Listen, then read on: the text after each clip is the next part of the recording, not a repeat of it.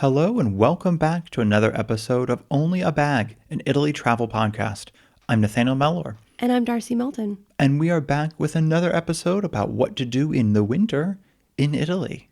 Yes, and setting expectations for what might not be happening in Italy in the winter. Keeping those expectations real low. If you want to keep your expectations high, though, for fun Christmas stuff, you can go back and listen to our last episode on fun alpine Christmas things happening. In this episode, there will be fun things, but we're also warning you about, in the South, maybe it's not so Christmassy. Not so Christmassy, yeah. Or even wintry.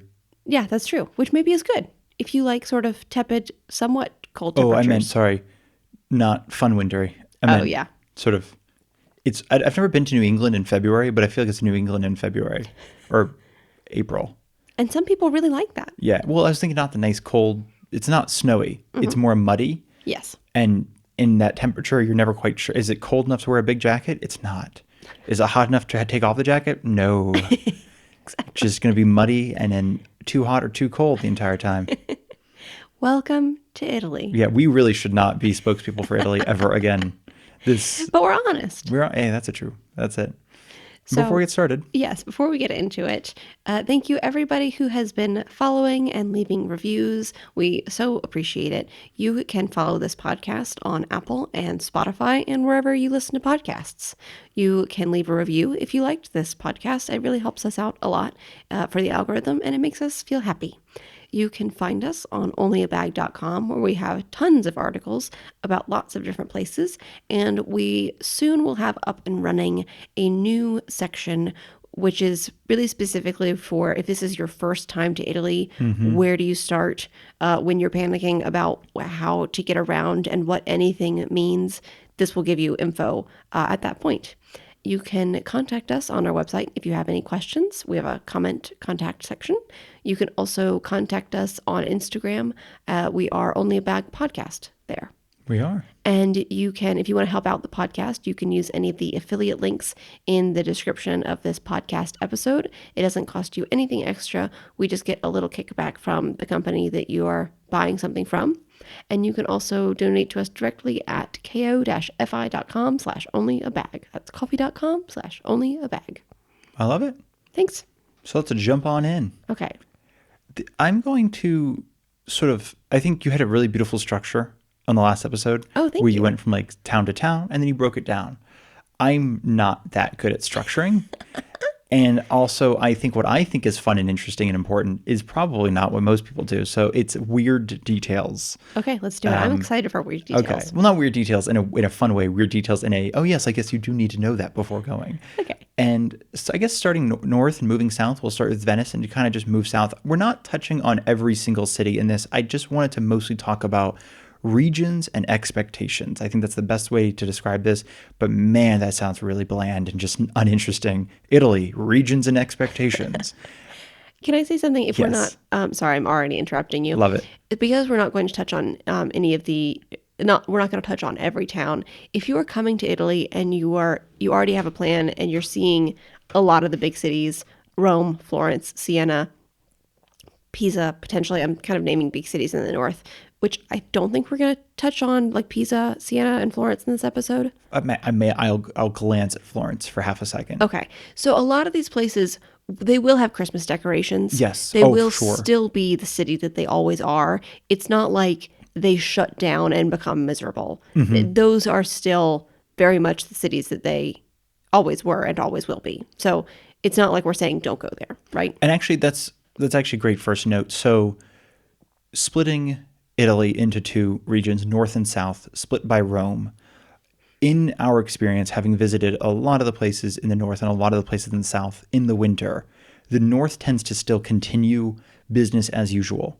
When I say the north, again, as you mentioned, it's the Florence, Siena, Venice, Milan, whatever, Torino, if you're visiting Torino. It's the big cities. However, I want to make a note there, like Lake Como, it's much more of a tourist destination. Like Garda is another one. These are much more tourism-based destinations, so they will have a reduced, if not a just non-existent schedule when it comes to beach bars being open or when it comes to just events or tourism attractions happening.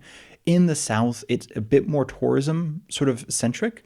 It's also, A lot of it, I know it's the silliest thing, but a lot of it has to do with heating. And it is a sort of a night and day difference, actually, is when you're in the south and you'll notice going into like Salerno or Naples, a lot of places are just simply not heated. So, and I think part of it is because the weather in the south is not bad, but it's not, I mean, in the sense of it's not freezing.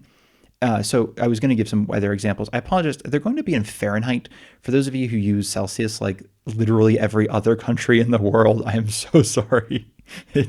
These are going to be in Fahrenheit, and I'm so sorry. I can do some live calculation if need be. Yeah, okay, because it's essentially in the north it is going to be kind of classic. It'll be freezing, around freezing. It's that 0 to 5 degrees Celsius. It'll be between mid 30s to mid 40s degrees Fahrenheit. And in the south, like Sicily, just giving a very southern example, it's mid 50s to mid 60s. What does that got to be like? That is on the upper end 15.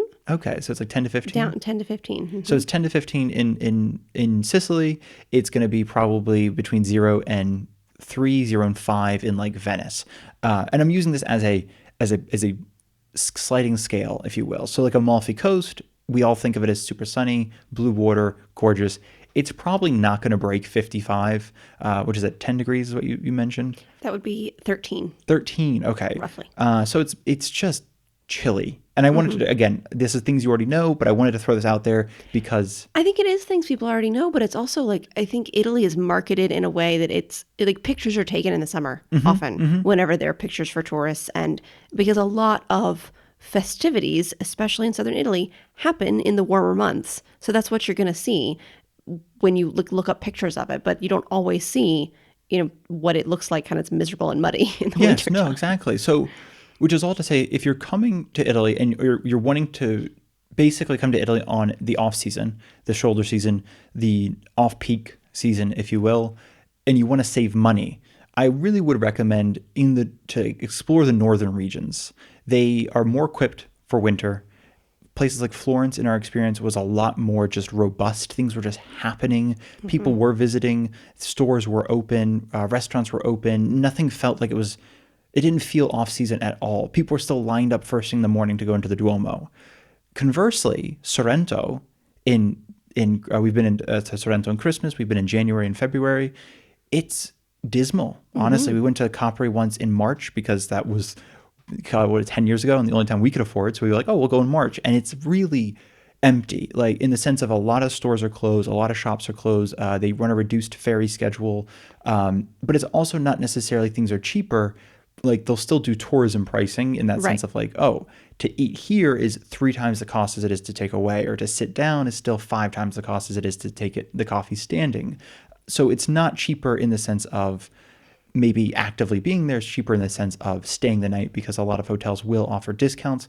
However, in our experience, again, in the Amalfi Coast especially, or in any sort of seaside resort town in Sicily, the hotels and Airbnbs or wherever you stay will either not be open because a lot of people just don't want to pay for heating. So it's really expensive to heat anything in Italy. So most places tend to close from November, December, pretty much up until I would say April. Yeah, May.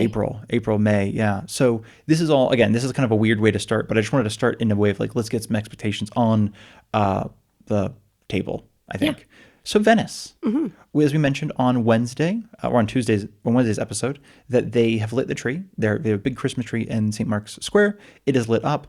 It is, in general, I will say though, unless you're going for Carnevale, and we'll talk about that in next week's episode, I believe, it's not empty. I mean, because there's a busy period around Christmas, and then into the Epifana in I think January 7th, 6th is Epifana. I can't remember. Okay, and then it kind of does dip down quite a bit up until essentially Carnevale, which is mid to late February. That being said, if you are interested in a sort of last minute trip to Venice, I highly recommend looking at hotel prices because the same hotels that are $500, $600, $700 a night in like the summer are like $100, $150 in the winter. So even sort of, I mean, not necessarily for New Year's, but like right after New Year's, prices just plunge. And these are places that don't want to close. So they'll take anything that just essentially covers costs throughout the winter. So if you are interested in seeing Venice and you're like, I cannot afford a summer trip to Venice, check out January, February, as long as it's not around Carnivale, even March. These are really cheap times to visit Venice if you are just like, I've never seen it, I'd love to see it. And you get to see it empty, which is kind of an interesting treat. It's beautiful. It's not the same, but if you've been to Scotland or any or maybe England, I haven't been to England, but because of it's not flagstone, but the streets are stone and there's not necessarily a lot of like trees around. So it's very gray and raining in the wintertime, which to me, I'm kind of thinking it's similar to Edinburgh, Scotland, yeah. and London, or not London, but England in general. It's if you can handle the cold, wet weather, it's absolutely beautiful. Yes. And like Nathaniel said, that there's far fewer tourists in January, February, March, aside from Carnivale and maybe New Year's and Christmas. So it's really, really beautiful. And it's worth it, again, if you're just trying to go in the off season, if you're trying to go on a budget. A lot of I would argue that a lot of Italy in the winter is Italy on a budget because it is just so much cheaper to stay. Again, in tourism destinations, you're still paying tourist prices for food, but as soon as you get out of that, you're going to be paying like insanely reduced prices. The only difference is you're not going to see it in beautiful weather. Yeah. So, I mean, obviously there's a classic difference too. We had a beautiful balmy day in Venice, and then there was sleet coming down and we were freezing, but we also had the lovely, lunch or cicchetti. I also will mention too that Venice, at least in our experience for Carnivale, and this is, I think we went a day or two before Carnivale and then into Carnivale, they do a lot of outdoor eating, but not outdoor heating of the eating. Heating of the eating, just to clarify what I said. They have outdoor dining space, but they don't have those outdoor heaters, which you would expect. So it's just kind of eating in the cold. Yes. No, it was, some people were like visibly freezing and then eating a cold plate of food because it immediately freezes as soon as it gets outside. And it wasn't just American people. It No. Italians were doing. Yeah. I'm not sure if they were Venetian, but Italians were also participating in this outdoor cold eating. And one thing we'll mention, the Carnivale episode might be multiple episodes, by the way, because we'd probably like to just touch on at least some of the cicchetti and things like that. But one thing we noticed with the cicchetti, the little finger foods, essentially with your glass of prosecco, is that everybody were having them outside standing up. So it really felt like it wasn't.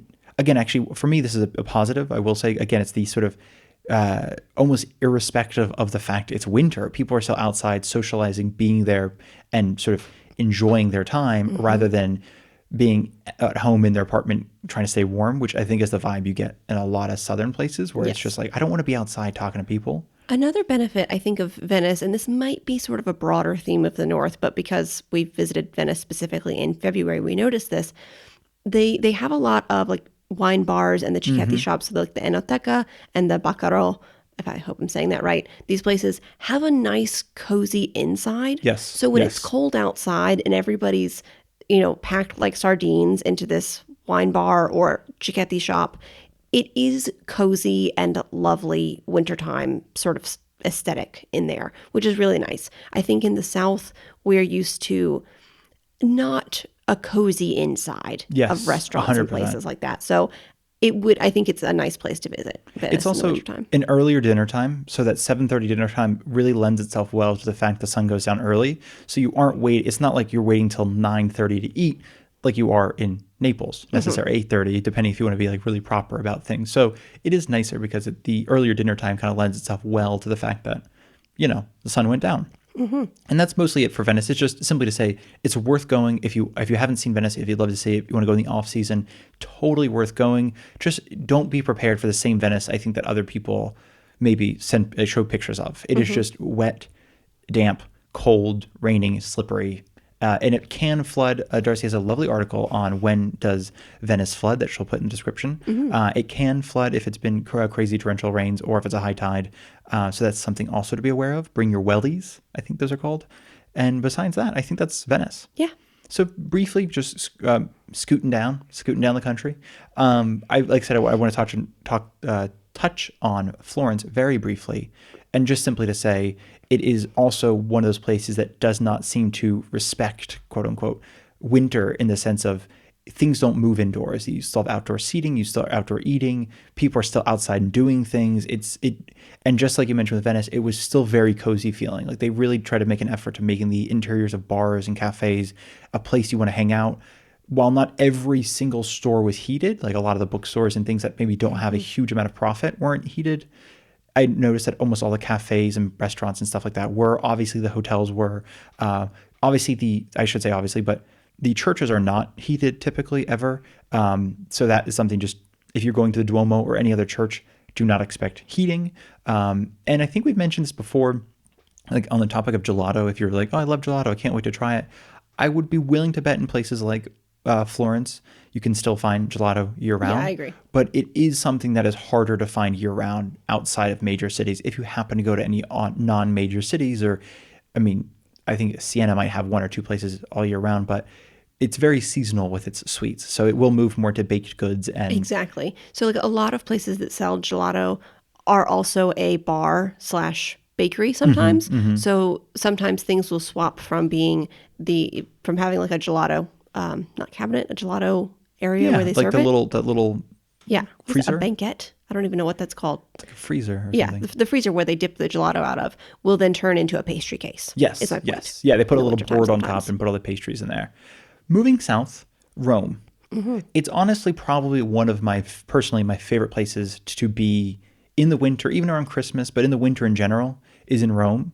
I think, and this is for me, it's because it's a mix of, it doesn't really snow there. So, I mean, when it does, it's gorgeous, but it's not like you're constantly having to deal with snow or melted snow, slushy sort of snow. It's just sort of, it's cold, but it's not like dirty, if Yeah. that makes sense. I think sometimes it gets, when it gets all like, all of a sudden it gets all grungy and you're like, oh, this is just sticking Like New everywhere. York after it snows is just like a puddly, dirty mess. Yeah, it's really gorgeous. It does tend to, again, while it does have a later dinner time, we noticed when we were there that people are just out and they're doing things, and it doesn't feel like there's that dip in tourism. I mean, there's definitely a dip for sure, like from like the height of But summer. life doesn't stop. Life doesn't stop, but also it still feels like tourist sites are appropriately touristed, if that makes sense. It's not empty, so it's not like you're gonna get the Foro Italico, the Roman Forum, to yourself, and you're not going to feel like at the same time like you're there when you shouldn't be. Like, I don't know. I think for some people, having a few people around is kind of nice because it feels like it's a Right. shared experience rather than we're just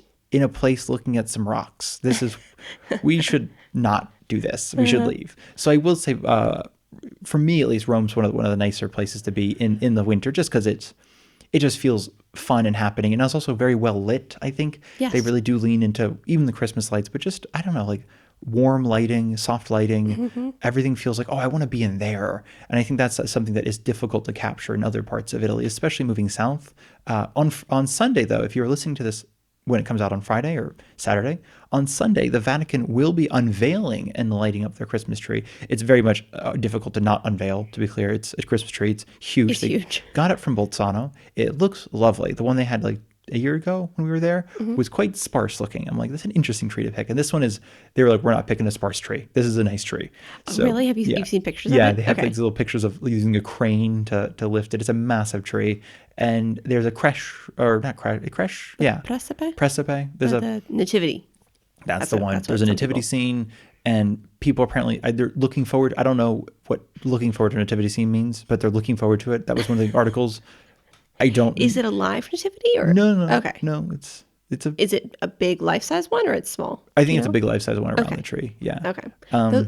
Yes, we saw them setting that up last year. Yes. I just Cool. didn't know it was something you look forward to seeing. I don't mean that in a rude way. I just meant Yeah. it was like, I mean, I'm I like, guess oh, some people do. it's I thought it was the same one every year, so I guess it's not the same one every year. So I guess it's something that like people are like, oh, this is gonna be a good one, which I'm excited for. Okay. I don't. Yeah, I mean, I'm not like that excited. I don't know. Wasn't there like a pond involved in the one last year? Yeah, there's a water feature. It's kind I of would cool. be excited. There's a water feature in the nativity scene I'm going to see. I love it. This is why we need you around. Because I'm like, oh, this is a crash. Okay, we got to move on. Again, I go places for food, y'all. I'm really sorry. I feel like such a like cultured traveler because I'm just like, if there's not food involved, I don't really want to go. So it's not the best way of, or maybe it's a good way of traveling. I don't know. It's teach their own, I guess. And I think that's mostly it.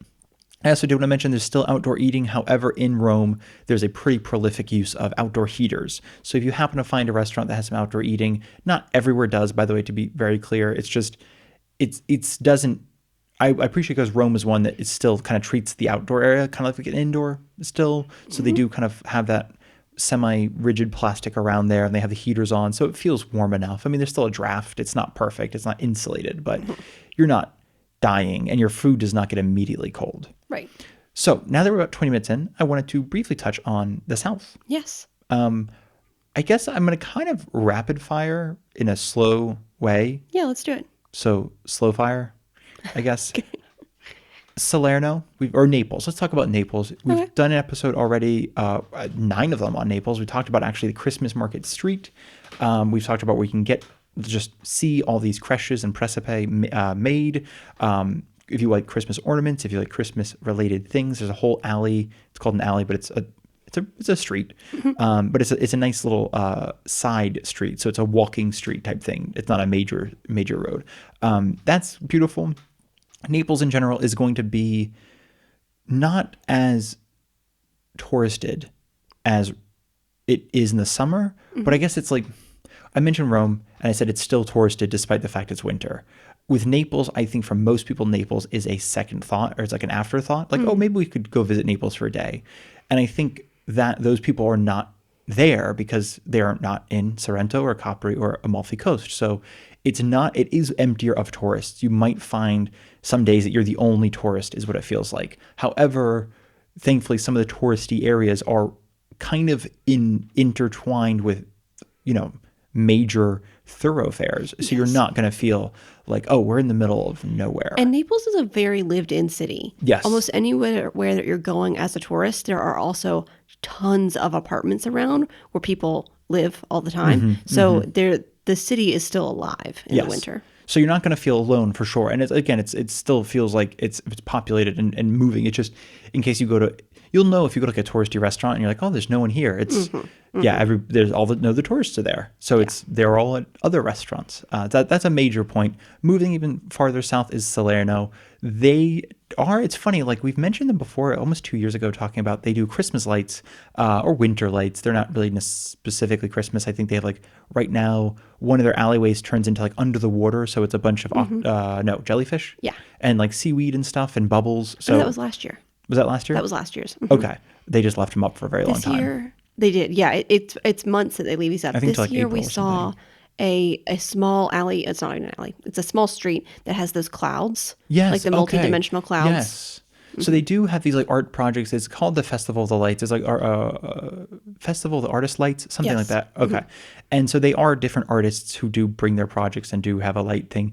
And it's interesting. It's just been gaining sort of recognition, which has been kind of fun because when we got here 10 years ago, it was just a thing that the city was doing. It wasn't. And it was still like the same production value. Yeah. But I feel like fewer people knew about it. But now more, when you look at what to do in Italy at Christmas time, Salerno and the lights are on almost every list, which is pretty cool that it's getting that recognition. And if you're not, again, if it's one of those things, if you're not into Christmas, whether you don't celebrate, you just don't like it, or we just never really crossed your mind, it is not specifically Christmas. A lot of it is just lights. It's always themed. There's always a theme going on. Like Nathaniel said last year, I think it was like under the sea. So I think there were dolphins involved. There were some big jellyfish. So it's not Christmas specific lights. It's just fun, festive themed winter lights. And so they do, and they will be around the old town as well as a park they kind of decorate. So it does make walking around a lot more interesting in terms of you kind of feel like you're constantly illuminated, which is nice. And then for a city that doesn't really ever feel kind of cute and touristy, it feels all of a sudden really cute and touristy. So that's really nice if you are in the South.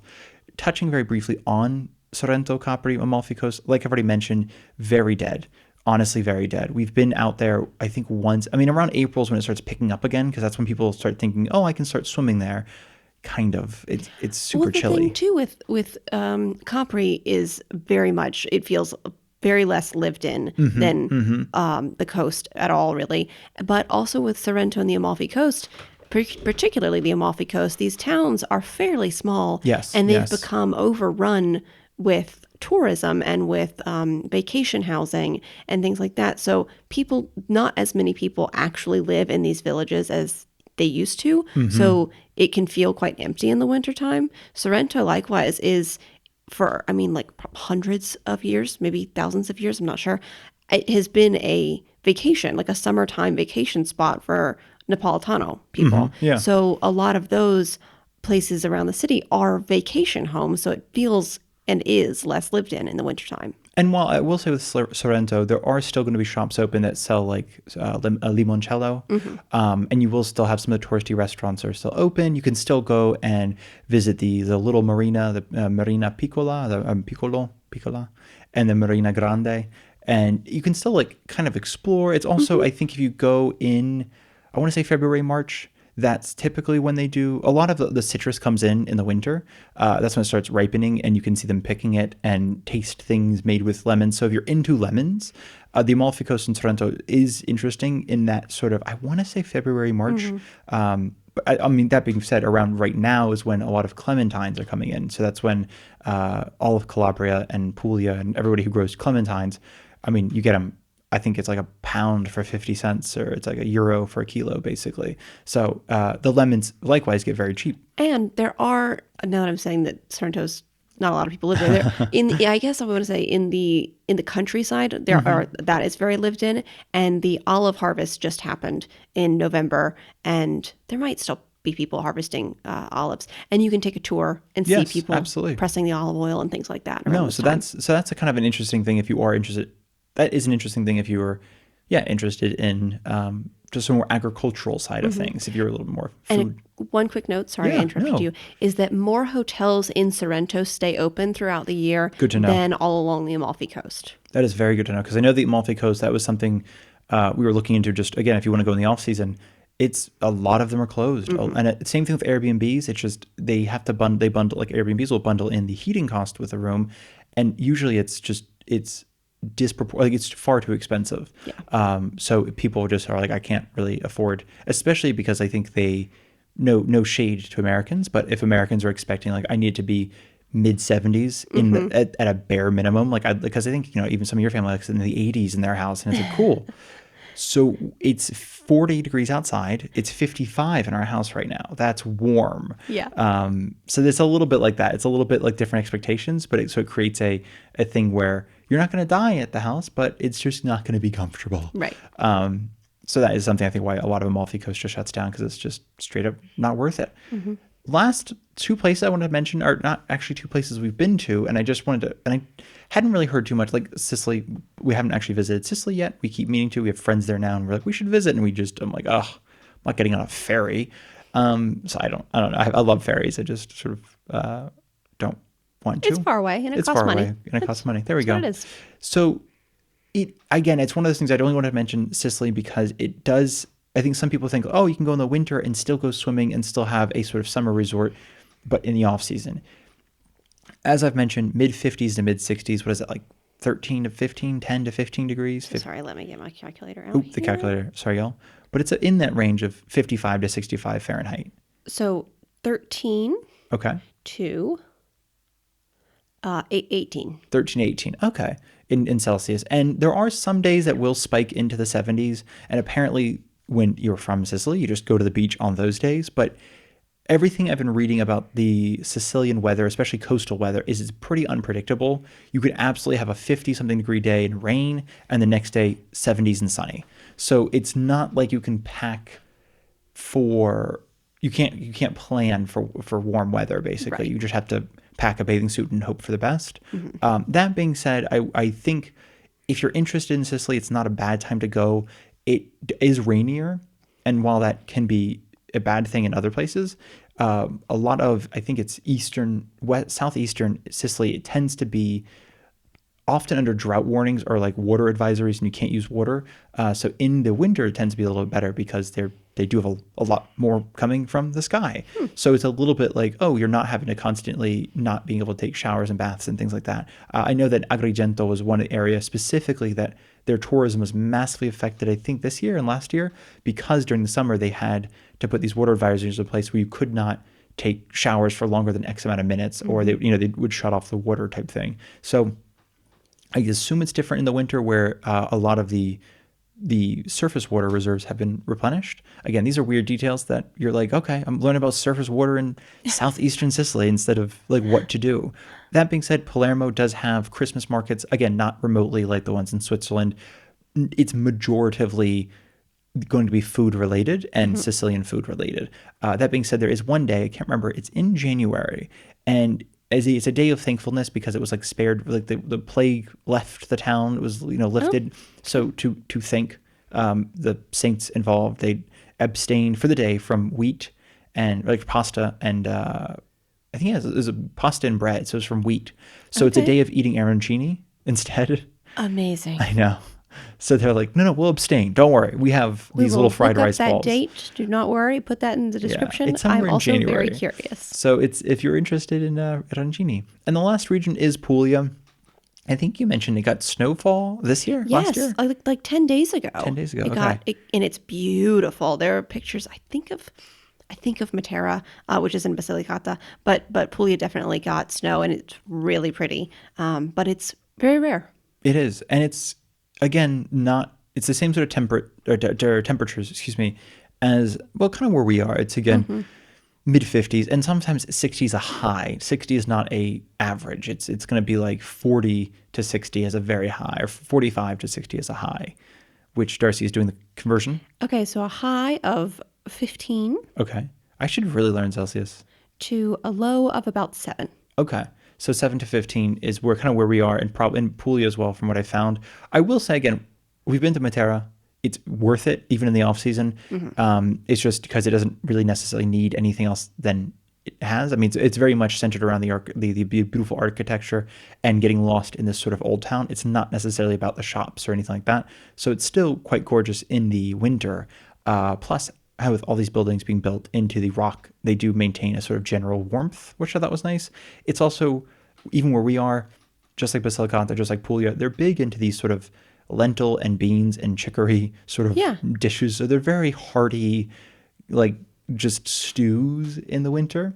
But everything I looked up for Puglia, like what to do in Puglia in the winter, because I'm like, is there something special? And there are, like, I mean, here in like one town does a bonfire and one town does it, but not anything necessarily that I would say you have to go to Puglia for this thing. Exactly. I think it could be just the information that I'm getting, but I feel like there are towns in Puglia who are trying to make more of an effort in recent years. And maybe it's just that they're making more of an effort of showing it to tourists that they have Christmas markets going on.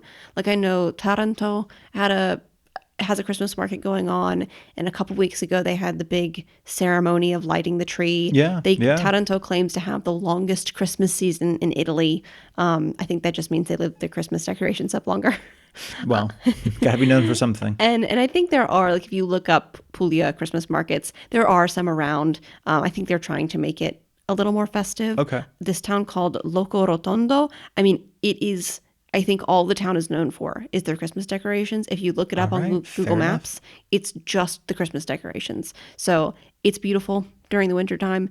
But like Nathaniel's saying, I wouldn't suggest you go to Puglia in the winter just to experience the Christmas markets. Yeah. It's if you happen to be there, there are some beautiful places that do put in an effort to decorate and do Christmas celebrations. Well, and all these Puglia-based websites I was looking at for like just to kind of get a sense of what to do. I'm like, is there, again, hidden gems, something interesting? And a lot of them were simply like, you could hike, you could stay on a farm. And I'm like, right. So nothing is happening in Puglia in the winter. Okay, got it. And it was, really like with the city, you're basically with an empty, because there's a place called Monopoly, like the board game, but with an I at the end instead of a Y, Monopoly. And it's called the Gem of the Ionian Sea. Ooh. And it is miserable looking in the winter. Gorgeous in the summer. Absolutely gorgeous. It is miserable. Ostuni seems really nice, I guess, kind of year round. Mm-hmm. And they string some pretty, fairy lights from along the Trulli buildings, which are the traditional white, I don't know what they're made out of. Conical shape. Yeah, exactly. They're truly beautiful. That's good. Terrible. Lecce, if you're is it Lecce? Yeah, Lecce. I'm like, what am I, Lucca? No, Lucca's the one in north. Lecce is a beautifully Baroque city in the south in Puglia. Again, a city, so it doesn't necessarily sleep, but at the same time, it is a city in the south, and they tend to be just dead in general. Mm-hmm. So this is all. I'm not saying don't go to Puglia. I'm just simply saying it is a bit of a This is like ending on a bummer note. I apologize, but it's something where I think that people are often looking for like these hidden gems in the winter. And while there definitely are random little bits and bobs, even where we are, there's a festival of chestnuts and wine, and then across the valley there's a onion festival, and there's also a chestnut festival next door to that, and there's a potato festival. Hilariously, next to we're not in Ireland, but I love that they're just really celebratory of this potato and what you can do with it. So I mean, there are festivals constantly. It's It's nothing I'd not like recommend getting on a plane for. exactly. It's not a destination whenever you're thinking of having a big, wonderful trip in Italy. I think it's a wonderful thing when you're living here and you want to do something fun. It's like a fun local celebration. But like you said, Nathaniel, it's not worth a plane, and then a train trip, honestly, Yeah. to get to these places for specifically winter festivities. And I think especially if you are coming and you're like, I want to see it on a budget because I just want to see this place on a budget, it is definitely cheaper, and I would highly recommend staying in the north. However, if you're just like, I'm never going to come back to Amalfi Coast in the winter, or Sorrento, or Capri, things are open. So if you do want to like just stay there, there will be some hotels open. There will be some restaurants or some places to get food that will be open.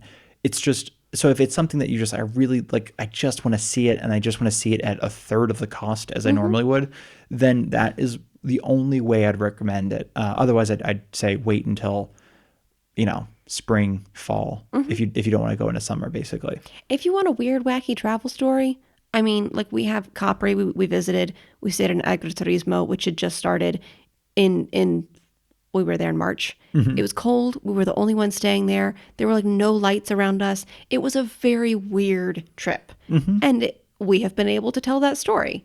And if that's what you're looking for, go to Capri in the off season, in the Amalfi Coast in the wintertime. Yeah. I mean, it was, but at the same time, I think that same trip we went to Rome and or Naples, and it was just like a different war. It was like, oh, people exist. Yeah. Because it really felt like no one, I mean, it sometimes went half the day without seeing another person. And you're just like, I'm in clearly the center of town, but like the shoe stores and the art galleries and everything was just closed for the winter. It was just like, wow, It was nothing eerie. exists. Yeah. Very, very post-apocalyptic. So I would not necessarily recommend that. And I think all these articles that say, oh, there is no more off-season Italy, there definitely is. Just it's these summer places are still in off-season. But no, if Florence and Rome and even Venice to a certain extent are still pretty firmly They still full feel bore. alive. Yeah. Still feel alive. Exactly. Absolutely. So I think that's everything for me, which is, I know it's ending great. on a bit of a bummer note, but go to the north. You won't be disappointed.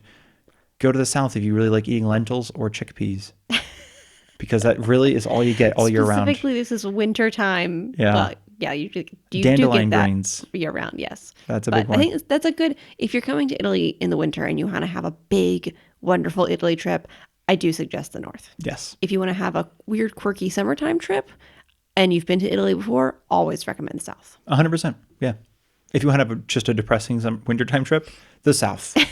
Come on down. So yeah. Thank you all so much for listening. Thanks for listening. Next week, we will talk to you about Carnevale. Yes, I'm very excited. Tanti abbracci.